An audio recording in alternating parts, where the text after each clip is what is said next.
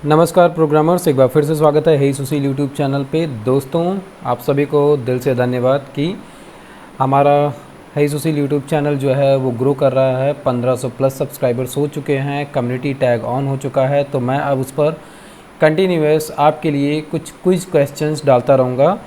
अगर आप इंटरव्यू की तैयारी कर रहे हैं या फिर अपने आप को थोड़ा सा और स्ट्रॉन्ग करना चाहते हैं प्रोग्रामिंग कोडिंग में, तो आप ज़रूर उन क्विज को लीजिएगा और सॉल्व करने की कोशिश करिएगा। हर दिन मैं कोशिश करूँगा एक क्वेश्चन आपको क्विज़ पोल में डालूँगा। ठीक है, तो आज का जो हमारा ये वीडियो होने वाला है, प्रीवियस जो प्रोजेक्ट का वीडियो चल रहा है हमारा कोऑर्डिनेटर प्रोजेक्ट का अकाउंट का, उसके अंदर अभी हमको प्रिंट वाला वर्क करना था, लेकिन हम थोड़ा सा एक व्यूवर हैं, सब्सक्राइबर हैं हमारे चैनल पर, जिनका नाम है मोहम्मद अवीस। इनका रिक्वेस्ट था कि ये भी प्रोजेक्ट ये कर रहे हैं और प्लस ये इसको थोड़ा सा अपने तरीके से अपने रिक्वायरमेंट के हिसाब से कर रहे हैं। तो उनको कुछ रिक्वायरमेंट्स थी प्रोजेक्ट में जो कि उनको अपने हिसाब से करना है। उनको मैंने यहाँ पर पॉइंट आउट किया है, जैसे कि कैसे हम अकाउंट में, जैसे कि अभी हम जो प्रोजेक्ट कर रहे हैं, एक बार हम चलते हैं अपने प्रोजेक्ट पर। हम यहाँ पर जो प्रोजेक्ट कर रहे हैं, यहाँ पर हमने एडमिन को ये पावर दी है कि वो किसी भी नए यूज़र को यहाँ पर रजिस्टर करेगा। तो इनका पहला कंसर्न ये है कि इनका पहला कंसर्न है, क्वेश्चन है कि अगर हम चाहें तो एडमिन भी रजिस्टर करें या फिर यूज़र खुद से भी अपने आप को रजिस्टर कर सके। तो इनको ये दो ऑप्शन चाहिए हैं, इसको हम देखेंगे। दूसरा है कि ये चाहते हैं कि इसमें जो भी यूज़र जुड़ें वो 4 यूज़र रोल उनके हों, 4 टाइप के वो यूज़र बनेंगे। जैसे कि पहला हो गया कि सुपर एडमिन, दूसरा है एडमिन, तीसरा है डेटा एंट्री और चौथा है डेटा वेवर। मतलब कि जो भी यूज़र इस प्लेटफॉर्म पे जुड़ेगा वो मैक्सिमम 4 टाइप का यूज़र हो सकता है। इनका चौथा पॉइंट क्या है कि तीसरा पॉइंट है कि जो भी कोई नया यूज़र जुड़ेगा वो बाय डिफ़ॉल्ट एक डेटा वेवर टाइप का यूज़र होगा। प्लस यहाँ पर और क्या चीज़ है कि सुपर एडमिन या फिर एडमिन में से कोई भी एक उस यूज़र को नया रोल असाइन कर सकता है। मतलब कि उसको डेटा एंट्री भी दे सकता है या एडमिन बना सकता है या फिर सुपर एडमिन भी बना सकता है। ये डिपेंड करेगा सुपर एडमिन या एडमिन पे। लेकिन अब कोई भी, जैसे यहाँ पर एक कैप होगा, क्या एक एडमिन बहुत ज़्यादा अपने लेवल तक की परमिशन दे सकता है, मतलब कि वो दूसरे यूज़र को एडमिन बना सकता है, बट सुपर एडमिन नहीं बना पाएगा। सुपर एडमिन ही केवल एक नए यूज़र को सुपर एडमिन बना पाएगा। तो इस चीज़ को दिमाग में रखना कि नहीं तो यहाँ पर पॉलिसी ब्रेक हो जाएगी। जैसे कि एक एडमिन है, वो अगर सुपर एडमिन भी रोल असाइन कर सकता है किसी को, तो मतलब कि एडमिन और सुपर एडमिन का मतलब नहीं रह जाएगा फिर यूज़र का। इसके अलावा जो लास्ट पॉइंट है वो क्या है कि लास्ट से पहले, मतलब कि चौथा पॉइंट जो है, इसमें इनको चाहिए है कि सुपर एडमिन या एडमिन जो है वो किसी भी यूज़र को इनेबल या डिसेबल कर पाए। और लास्ट वाला पॉइंट भी इसी से जुड़ा हुआ है कि सुपर एडमिन या एडमिन किसी भी यूज़र को पेंडिंग, एक्सेप्ट या रिजेक्ट 3 अलग अलग फॉर्म में वो कर सकता है। अगर इन केस कोई नया यूज़र है, उसने खुद से आकर रजिस्ट्रेशन किया, तो सबसे पहले वो पेंडिंग में चला जाएगा। फिर एडमिन या सुपर एडमिन उस पूरे के पूरे फॉर्म को रिव्यू करेंगे, मतलब कि जो भी एप्लीकेशन आया हुआ है, और इसके बाद में एडमिन जो है वो उसको, या सुपर एडमिन उसको, इन केस अगर रिजेक्ट कर देते हैं तो एक रीजन के साथ में रिजेक्ट करें। मतलब कि यूज़र को एक मैसेज मिल जाए कि भाई आपका ये जो एप्लीकेशन फॉर्म था ये रिजेक्ट किया गया, उसका कारण ये है। तो ये 5 पॉइंट हैं। इन 5 पॉइंट को मैं अभी इस वीडियो में डिस्कस करूँगा 1 बाय 1। तो इसके बाद में जो हम आगे फ्लो कर रहे थे वो करेंगे। कुछ एक चीज़ें मैं इम्प्लीमेंट करके दिखाऊंगा, प्लस मैं आपको आइडिया दे दूंगा, क्योंकि हमारा जो ये प्रोजेक्ट चल रहा है ये थोड़ा दूसरे तरीके से चल रहा है। उसमें हम इन चीज़ों को इम्प्लीमेंट नहीं कर सकते हैं क्योंकि इसका पूरा मॉड्यूल मैंने पहले से बना कर रखा है, बट मैं इसमें आपको आइडिया दे सकता हूँ। प्लस ये प्रोजेक्ट अभी ऑन गो था, इसलिए ये सही है कि इनके क्वेश्चन इस तरीके के हम इसमें इसको कवर कर सकते हैं। अदरवाइज़ अगर ये अलग से होता तो फिर मैं ये QA वाले वीडियो में आपको बताता, मतलब क्वेश्चन आंसर विथ हे सुशील वाली एक प्लेलिस्ट मैंने सेपरेट बना रखी है, फिर मैं उसमें इसको कवर करता। साथ ही इनकेस अगर इस वीडियो में आपका जो डाउट है वो क्लियर नहीं हो रहा है तो आप मुझे फिर से कमेंट करिएगा, सो दैट मैं इसको अलग से क्वेश्चन आंसर वाले वीडियोज़ में शामिल करके सेपरेटली बनाऊँगा। तो सबसे पहले हम कवर करते हैं register a new user by admin. हो सकता है ये वीडियो थोड़ी सी लंबी हो जाए इन 5 पॉइंट को कवर करने में, तो इसके लिए घबराइएगा नहीं। अब सबसे पहला पॉइंट है कि हम यूज़र को रजिस्टर करना चाहते हैं। तो हम अपने कोड में अगर आते हैं तो अभी हमने क्या किया था कि एक यूज़र को हम रजिस्टर करवा रहे थे एडमिन की मदद से। अब हम क्या चाहते हैं यहाँ पर कि यूज़र रजिस्टर हो डायरेक्ट। तो इसके लिए बहुत ज़्यादा दिक्कत नहीं है। क्या करना है, अगर हम ध्यान दें यहाँ पर हमने लॉग आउट के लिए बटन दिया था, हम लॉग आउट कर देते हैं। हमने लॉग आउट किया। अब ये सबसे पहला एंट्री पॉइंट है हमारा। अब जहाँ पर एंट्री पॉइंट है मतलब कि हमको यहीं पर देना पड़ेगा रजिस्ट्रेशन का फॉर्म। तो अब यहाँ पर हम यूज कर सकते हैं अपने रजिस्ट्रेशन फॉर्म का कोड। बस करना क्या होगा, आपको थोड़ा सा डिफरेंट यूज करना पड़ेगा।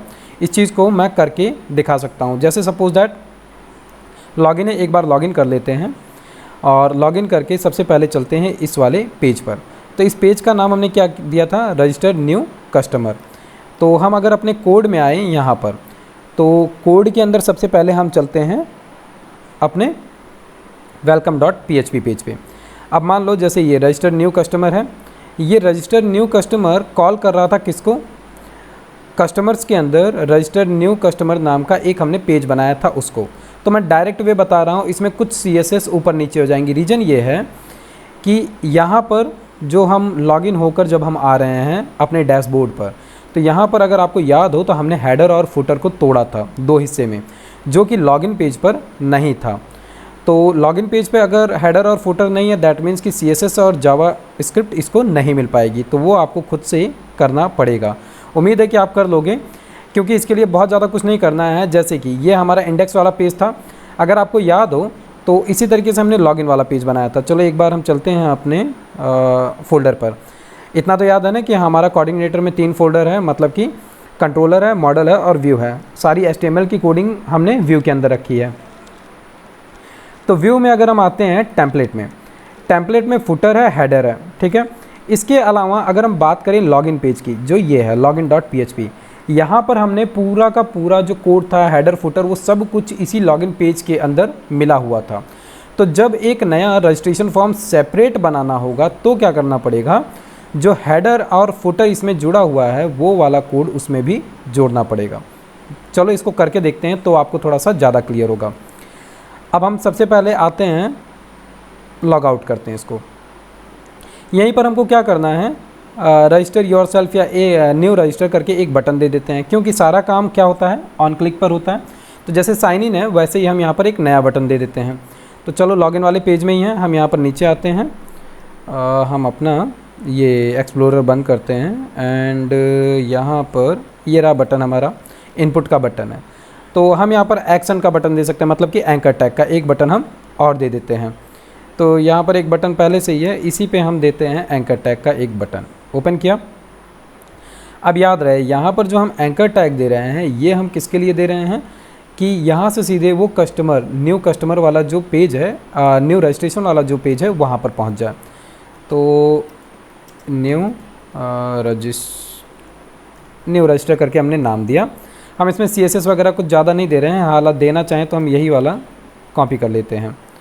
कॉपी किया और यहाँ पर लेकर आते हैं, क्लास को पेस्ट कर देते हैं। अब ये प्राइमरी था तो इसको हम कर देते हैं वार्निंग, बटन वार्निंग, बूटस्ट्रैप की क्लास है तो इससे उसका जो कलर है बटन का वो ब्राउन हो जाएगा। यहाँ पर हमको देना है लिंक, तो हम यहाँ पर देते हैं PHP एंड PHP के अंदर हम क्या देने वाले हैं, इको बेस URL, और बेस URL के अंदर हम क्या दे देंगे, बेस URL के अंदर हम देंगे हमारे कंट्रोलर का नाम प्लस उस मेथड का नाम। तो ये कहाँ पड़ा हुआ है, ये रहा हमारा कंट्रोलर वेलकम और इसके अंदर है रजिस्टर न्यू कस्टमर।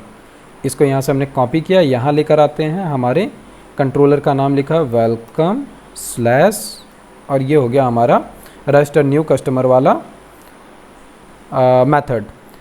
तो इतना करने के बाद में हम सिंपली चलते हैं अपने प्रोजेक्ट पर। यहाँ पर एक बार इसको रिफ्रेश करते हैं, न्यू रजिस्टर करके बटन आ गया। अब इसका CSS जो है थोड़ा इधर उधर हो रहा है, इसको ठीक कर लेना। हमारा कंसर्न है कि हमको नया रजिस्ट्रेशन पेज चाहिए था, तो इस पर क्लिक करते हैं। ओके, अभी कुछ नहीं हो पाया वेलकम में। अच्छा ठीक है, नहीं होगा, रीज़न क्या है, कोई मुझे कमेंट करके बता सकता है आप में से कि मैं यहाँ पर अगर क्लिक कर रहा हूँ नीचे की तरफ, यहाँ पर ध्यान देना, URL सही बन रहा है localhost/account/welcome/register new customer, लेकिन फिर भी हम लॉगिन पे रह जा रहे हैं। मुझे कमेंट करके कोई बताओ कि ऐसा क्यों हो रहा है। तो असल में अगर ध्यान दो तो हमने अपने लॉगिन पेज से जब भी कोई नया यूज़र आकर लॉगिन कर रहा है आफ्टर रजिस्ट्रेशन, तो वो वेलकम वाले कंट्रोलर पर जाता है। और अगर वेलकम वाले कंट्रोलर पर हम चलें यहाँ पर, तो यहाँ पर सबसे ऊपर क्या है, ये कंस्ट्रक्टर है। कंस्ट्रक्टर में हमने यहाँ पर एक कोड दिया था। क्या दिया था? क्योंकि CI में हम सेशन बनाते हैं, सेशन हमने यहाँ पर बनाया था। और सेशन क्या बनाया था कि this session user data type क्या है, नॉट इक्वल टू अगर 1 हो, मतलब कि अगर यूज़र लॉगिन नहीं है, उसका यूज़र टाइप 1 नहीं है, तो वो रिडायरेक्ट हो जाएगा कहाँ पर, लॉगिन पर। और इसी कोड की वजह से वो क्या कर रहा है, रिडायरेक्ट कर रहा है। चलो इसको एक बार हम कमेंट कर देते हैं और एक बार यहाँ पर आते हैं, इसको रिफ़्रेश करते हैं। याद रहे, अगर रिफ़्रेश करने पे काम नहीं चल रहा है तो Ctrl+Shift और उसके साथ में R बटन दबाना, तो जो बैकएंड की कुकीज़ होती हैं ब्राउज़र की, वो डिलीट हो जाती है। एक बार फिर से क्लिक करें इस पर, दिख रहा है यहाँ पर हम आ चुके हैं। ठीक है, तो अभी ये अगर ध्यान दो तो ये CSS के साथ में लेकर आया है। क्यों? क्योंकि इस समय हम डैशबोर्ड पे आ चुके हैं, जो कि नहीं आना चाहिए था। ये सारा हिस्सा नहीं आना चाहिए, ये सब कुछ नहीं आना चाहिए। क्यों? क्योंकि अभी हम रजिस्टर नहीं हुए हैं, हम एज अ न्यू यूज़र अभी रजिस्टर नहीं हुए हैं, तो ये वाली चीज़ नहीं आनी चाहिए। मतलब कि इसको हमने अनकमेंट किया और प्लस, अब इसके लिए आपको एक नया पेज बनाना पड़ जाएगा। नया पेज बनाने के साथ में जो ये वाला पेज है रजिस्टर न्यू यूज़र वाला, इसको आपको क्या करना पड़ेगा, कहाँ गया हमारा रजिस्टर न्यू कस्टमर, ये आपको क्या करना पड़ेगा, इसी के तरीके से इसके लिए सेपरेट एक मेथड बनाना पड़ेगा। कहाँ पर? जो एक कंट्रोलर हमारा था लॉगिन वाला, हम कंट्रोलर पे आते हैं, यहाँ पर login.php था, इसी में एक नया मेथड बनाना पड़ेगा यहाँ पर। तो ये मेथड जो है ये लॉगिन के लिए है, इसको एज इट इज़ रहने देना, इसको टच करने की ज़रूरत नहीं है। यहीं पर एक नया मेथड बनाओगे ताकि एक यूज़र बिना लॉगिन हुए एज अ न्यू आ रहा है और वो रजिस्टर करना चाह रहा है, तो यहीं से आप मेथड बनाओगे एक, और उस मेथड के थ्रू उसका क्या ओपन होगा, केवल ये फॉर्म ओपन होगा और कुछ भी नहीं। और फिर सेम टू सेम उसका सारा डेटा उठाकर कहाँ ले जाना है, हमको डेटाबेस में ले जाना है, वो सेव कर लेना। ठीक है, उम्मीद है कि ये चीज़ हो जाएगी, क्योंकि बहुत ज़्यादा कुछ नहीं है। क्या करना है, सेम टू सेम सारा काम रहेगा, बस एक चीज़ बदल जाएगी। हाँ, जो यहाँ पर एक कंसर्न और था, क्या कि बाय डिफ़ॉल्ट अब यहाँ पर एक चीज़ और है, जैसे यहाँ पर एक कॉन्फ्लिक्ट है, क्या कि बाय डिफ़ॉल्ट जो यूज़र रजिस्टर होगा वो एज अ डेटा व्यूअर जाएगा। ठीक है, लेकिन साथ में एक चीज़ और कह रहे हैं कि जो सुपर एडमिन या एडमिन है वो रोल असाइन करेंगे। तो जब तक वो असाइन नहीं कर रहे हैं, अगर तब के केस में हमको यूज़र को पेंडिंग रखना है, फिर तो ये बाय डिफ़ॉल्ट डेटा व्यूअर करने का कोई वो नहीं आता है। लेकिन हाँ, हम इसको कर सकते हैं। क्या कर सकते हैं कि इन केस जैसे कोई नया यूज़र आया, उसने रजिस्टर फॉर्म भर दिया और अप्लाई कर दिया, उसकी डिटेल चली गई किसके पास, सुपर एडमिन के पास या एडमिन के डैशबोर्ड पर। उनको दिखा कि एक नया रिक्वेस्ट आया है जो कि अभी पेंडिंग में है। इन केस अगर एडमिन या सुपर एडमिन उसको एक्सेप्ट करते हैं, तो बाय डिफ़ॉल्ट उसका जो यूज़र टाइप बनेगा वो बन जाएगा डेटा व्यूअर का। और बाद में अगर एडमिन या सुपर एडमिन उसके रोल को चेंज करना चाहें तो कर सकते हैं। ठीक है, ये काम हो सकता है। तो अभी सबसे पहले इन चारों पॉइंट को देखने से पहले हम यहाँ पर बाय डिफ़ॉल्ट वाला केस बात कर लेते हैं कि अगर कोई नया यूज़र आ रहा है, बाय डिफ़ॉल्ट उसको डेटा व्यूअर बनाना है तो कैसे बनाएंगे। और इसी के साथ में ये तीसरा वाला पॉइंट भी जुड़ा हुआ है कि हम यूज़र रोल कैसे डिफ़ाइन करें। अब यूज़र रोल की अगर हम बात करें तो इसके लिए आपको सिंपली क्या करना पड़ेगा, अगर हम अपने डेटाबेस के टेबल पे चलें तो हमारा डेटाबेस टेबल जो है वो क्या है, हमारा डेटाबेस था हे सुशील अकाउंट का। यहाँ पर आपको एक नई टेबल बनानी पड़ेगी। टेबल किस लिए बनेगी, यूज़र रोल के लिए। इन केस मान लो कि अभी आपने बोला कि मेरे पास 4 यूज़र रोल है, जिसमें super admin, admin, data entry और डेटा व्यूअर है। ठीक है, बट हो सकता है आपके रोल्स और बने, तो यहीं पर मैं डायरेक्ट एक बताने के लिए नया टेबल बना रहा हूँ। यहाँ पर क्या करना है, सिंपली इस टेबल का नाम हम दे देते हैं यूज़र रोल्स। यूज़र रोल्स दे दिया। पहला जो हमारा बनेगा वो तो सिंपली आईडी बन जाएगा और ये इंटीजर होगा। इसको हम ऑटो इंक्रीमेंट में डाल देते हैं ताकि जितने भी रोल बनते जाएंगे वो ऑटो इंक्रीमेंट में बनते जाएंगे। ये हम डायरेक्ट काम कर रहे हैं कहाँ से, PHP माई एडमिन से। इसके लिए क्वेरी आप लिख सकते हो। तो लेंथ इसकी हम दे देते हैं 8 की, ताकि मैक्सिमम टू मैक्सिमम इसकी लेंथ 8 तक जाए। इसके बाद में यहाँ पर क्या दिया जा सकता है, यहाँ पर यूज़र रोल और यूज़र रोल में क्या दिया जाएगा, यहाँ पर हम दे देते हैं वेयर केयर, और यहाँ पर लेंथ में मैक्सिमम मान लो कि आप बहुत ज़्यादा डिसाइड करोगे क्या, 25 से ज़्यादा का कैरेक्टर नहीं जाएगा, मतलब कि सुपर एडमिन है बहुत ज़्यादा होगा, एडमिन या जो भी आप करना चाहो, तो ये अपने हिसाब से देख लेना कि इसकी लेंथ कितना देना चाहते हो। चलो 50 दे देते हैं अभी के लिए। तो पहली चीज़ क्या हो गई कि आईडी हो गया, दूसरा हो गया कि यूज़र का रोल क्या है। अब यूज़र रोल जैसे कि अभी यहाँ पर है सुपर एडमिन है, डेटा एंट्री और डेटा व्यूअर है। तो इससे फ़ायदा क्या होगा कि हर एक का अपना एक यूनिक आईडी बन जाएगा, मतलब कि सुपर एडमिन है तो उसकी आईडी बन गई 1, एडमिन है तो उसकी आईडी बन गई 2, और उसी तरीके से डेटा एंट्री है, डेटा व्यूअर है तो उनकी अपनी आईडी बन जाएगी। अब मान लो ये हमने टेबल बना दिया सिंपली, और इसको सेव करते हैं। सेव किया, हमारा टेबल क्रिएट हो गया। टेबल क्रिएट होने के बाद में इसके अंदर हम कुछ एंट्री कर लेते हैं। तो इसको हमने ओपन किया, यहाँ पर आईडी और यूज़र रोल आ रहा है, ठीक है। हम यहाँ से डायरेक्ट इंसर्ट भी कर सकते हैं, तो चलो इंसर्ट कर लेते हैं। मान लो कि यहाँ पर सिंपली जो क्या कहते हैं आईडी है वो ऑटो इंक्रीमेंट के साथ जा रही है, तो हमको बस यहाँ पर क्या देना है, रोल्स देने हैं। तो सपोज दैट पहला हो गया सुपर एडमिन का, दूसरा हमने दे दिया यहाँ पर एडमिन का, और इसी तरीके से हम और भी बनाना चाहते हैं तो इंसर्ट एज न्यू रो, तो यहाँ से हम रो काउंट और बढ़ा लेते हैं और इसको कर लेते हैं 4। तो सुपर एडमिन हो गए, ओके।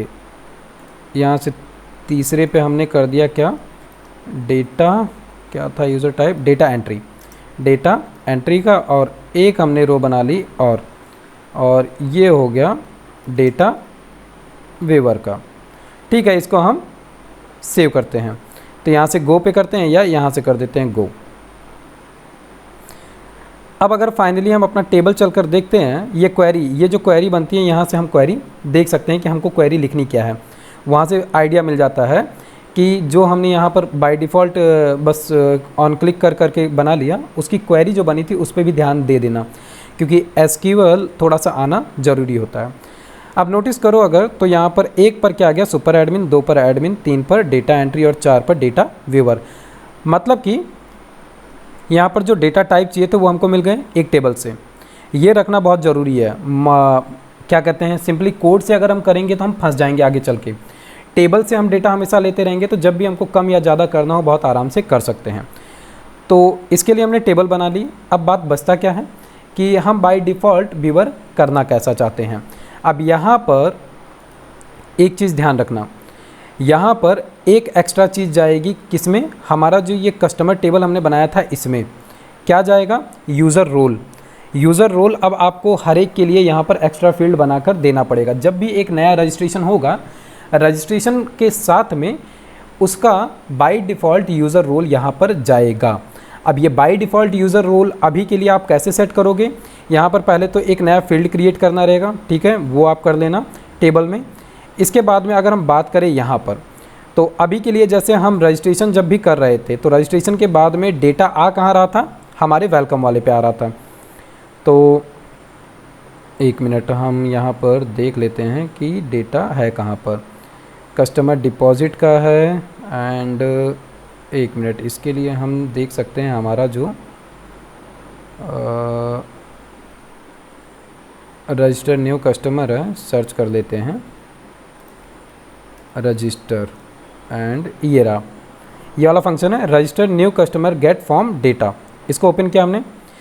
जब एक नया यूज़र आकर रजिस्ट्रेशन फॉर्म फिलअप कर रहा है और उसके बाद में सबमिट बटन क्लिक करता है तो उसकी सारी की सारी डिटेल कहाँ पर आ रही है, इस मेथड पर आ रही है। तो यहाँ पर ये वाला कोड हमने लिया था इमेज के लिए, ठीक है, उसको छोड़ दो। ये वाला जो है यहाँ पर ध्यान देना है। क्या ध्यान देना है, यूनिक आईडी, नेम और बाकी सारी चीज़ें तो हम यहाँ पर बना ही रहे थे, ठीक है। अब यहाँ पर अगर ध्यान दो तो एक बाय डिफ़ॉल्ट वाला केस जाना है, क्या, डेटा व्यूअर का। तो उसके लिए आपको क्या करना है, मान लो यहीं पर है तो यहाँ पर आपने जो भी एक नई फील्ड यहाँ टेबल में दोगे, मान लो कि यूज़र रोल ही दिया, तो यूज़र रोल यहाँ पर बना दिया गया। और यहाँ पर बाय डिफ़ॉल्ट क्या बताया आपने कि जाना है क्या, डेटा व्यूअर, तो यूज़र रोल दे दिया आपने 4 और कॉमा। मतलब क्या होगा, जब भी एक नया यूज़र रजिस्टर होगा ऑटोमेटिक उसका यूज़र रोल क्या चला जाएगा 4, कहाँ से, जो हमारा यूज़र रजिस्ट्रेशन हो रहा है वहाँ से। तो अब उम्मीद है कि जो ये वाला था कंसर्न ये भी क्लियर हो गया होगा कि हम यूज़र रोल कैसे बनाएंगे। इसके अलावा अब अगर हम बात करें इनेबल और डिसेबल की, ये वाला कंसर्न मैं अभी बताता हूँ कि परमिशन कैसे दी जाएगी, क्योंकि ये थोड़ा सा बड़ा टॉपिक है, मतलब कि थोड़ा सा लेंदी है।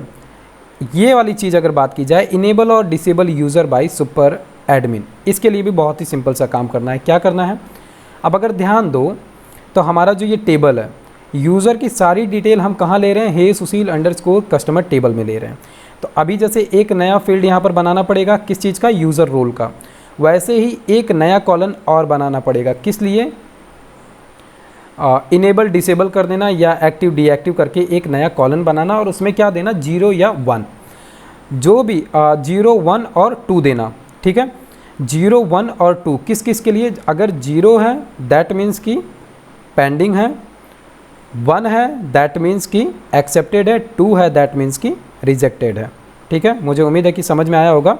कहना क्या चाह रहा हूँ, एक नया कॉलन लोगे उसमें 0, 1, 2।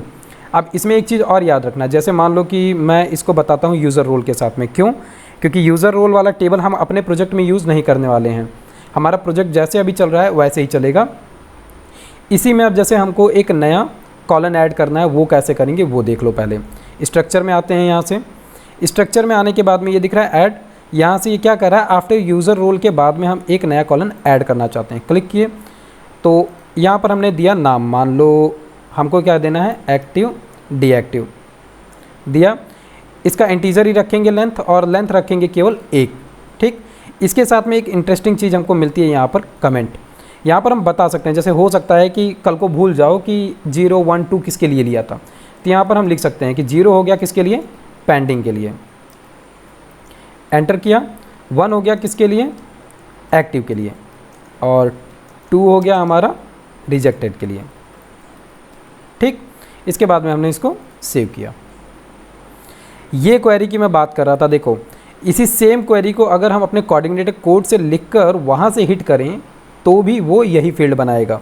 तो अगर आप क्वेरी लिखने में थोड़ा सा अभी लड़खड़ाते हैं या नहीं समझ में आता है कि कैसे लिखें, तो आप यहाँ से सिंपली क्या कहते हैं, क्लिक करके PHP माई एडमिन से आप काम कर लोगे, और जो ये क्वेरी जनरेट होगी इसको आप स्टडी करो, पढ़ो, इससे काफ़ी कुछ सीखने को मिल जाएगा।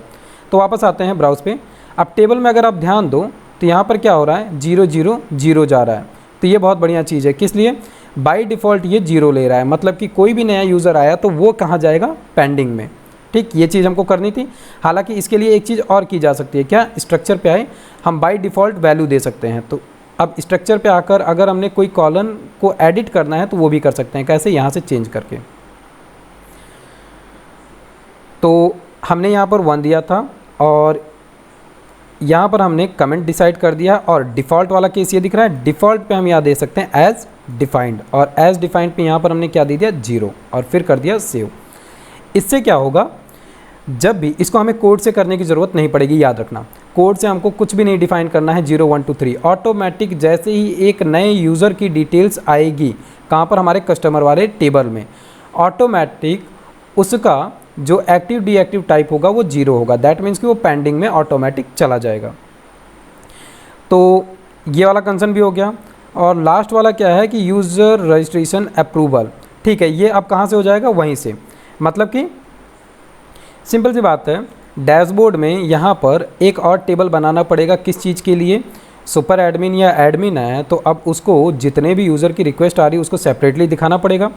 तो यहाँ पर एक अलग से बनाना, मतलब कि 3 बना सकते हो, बनाने के ऊपर है कि all pending users, all rejected users, all approved users. तो ऑल पेंडिंग यूजर के लिए यहाँ पर एक टेबल बनाना, जैसे ये हमारा टेबल बना पड़ा है, ओके ये लॉग आउट हो चुका है, जैसे ये एक टेबल बना पड़ा है, इसी तरीके से जितने भी पेंडिंग यूजर्स हैं उनकी डिटेल यहाँ पर आ जाएगी। ठीक, उसी तरीके से रिजेक्टेड और एक्सेप्टेड की आ जाएगी। अब बात आती है लास्ट वाले टॉपिक की कि हम यूज़र रोल तो डिफ़ाइन कर देंगे, ठीक है कि एडमिन, सुपर एडमिन, ये सब कुछ, लेकिन इनके बिहाफ पर डिटेल भी अलग अलग दिखनी चाहिए। जैसे जो चीज़ें सुपर एडमिन को दिख रही हैं वो चीज़ें शायद एडमिन को ना दिखानी हो, या डेटा एंट्री वाले को ना दिखानी, या डेटा व्यूअर को ना दिखानी हो।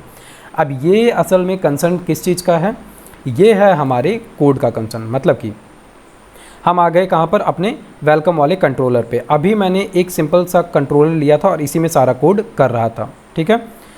तो अब यहाँ पर ध्यान क्या देना है, मैंने यहाँ पर यूज़र डेटा टाइप दिया था 1, दिख रहा है कि अगर कोई भी यूज़र आ रहा है वो लॉगिन कर रहा है, क्योंकि अभी ध्यान रखना हमारे प्रोजेक्ट में हमने अपने नॉर्मल यूज़र को, मतलब जो कस्टमर है जो डिपॉजिट या विड्रॉल कर रहे हैं, उन कस्टमर्स को हमने लॉगिन की फैसिलिटी नहीं दी है। केवल और केवल यहाँ पर एक एडमिन ही लॉगिन कर रहा है, और इसीलिए बाय डिफ़ॉल्ट हमने यूज़र टाइप दे दिया था, उसका यूज़र डेटा टाइप क्या दिया था 1। और ये कहाँ से आ रहा था, ये आ रहा था हमारा लॉगिन से, यहाँ से। कि यहाँ पर अगर ध्यान दो आप, तो जब एक नए यूज़र की डिटेल आ रही थी, और वो डिटेल हम कैसे, यहाँ से जो भी यूज़र ने इनपुट दिया, क्या कहते हैं यूज़र आईडी और पासवर्ड, उसको हम डेटाबेस से गए मैच कराए। मैच कराने के बाद में अगर सब कुछ सही था तो यहाँ पर हम सेशन क्रिएट कर रहे थे, ये चीज़। और सेशन में हम क्या कर रहे थे, आईडी ले रहे थे, टाइप ले रहे थे और यूनिक आईडी ले रहे थे। तो टाइप में हम क्या दे रहे थे, डेटा 0 और यूज़र टाइप। अब ये यूज़र टाइप हम कहाँ से लेकर आ रहे हैं, मतलब कि हमने यूज़र टाइप ले रखा था। 1 मिनट, कस्टमर में गए और यहाँ पर यूनिक आईडी है एंड, ठीक है, कंट्रोलर है अकाउंट में। 1 मिनट, डेटा 0 यूज़र, ओके, ये टाइप है और ये यूनिक आईडी है। मतलब कि टाइप हम ले रहे थे, और टाइप हम कहाँ से ले रहे हैं, कस्टमर ट्रांजैक्शन हो गया। हे सुशील लॉगिन, ये है, यहाँ से आ रहा है। हे सुशील लॉगिन वाली जो टेबल है यहाँ पर हमने पहले से बना रखा है, ठीक है। दैट मीन्स कि मैंने टेबल 2 ले लिया था, किस लिए, एक यूनिक आईडी जो जनरेट हो रही थी, ये अभी आगे चल के इसका यूज करना था, तो यहाँ पर मैंने पहले से ही ले रखा है, दिख रहा है। मतलब कि ये यूज़र रोल जो लिया है ये भी बना सकते हैं, या फिर यहाँ से कि अगर यूज़र टाइप 1 है दैट मीन्स कि वो एडमिन है, और 2 है तो वो कस्टमर है।